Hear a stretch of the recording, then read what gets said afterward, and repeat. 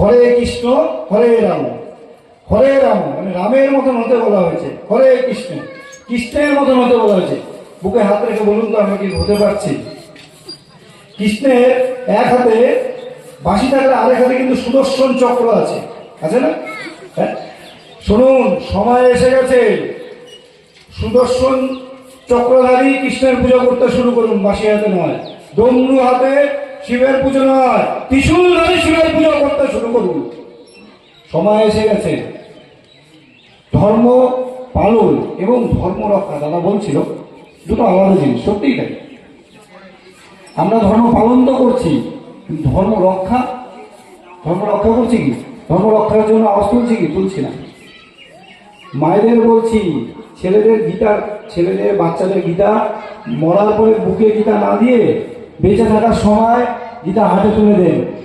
আপনার কোনোদিন বৃদ্ধাশ্রমে যেতে হবে না। তাহলে এই জ্ঞান যদি থাকে মানুষত্ব, সেই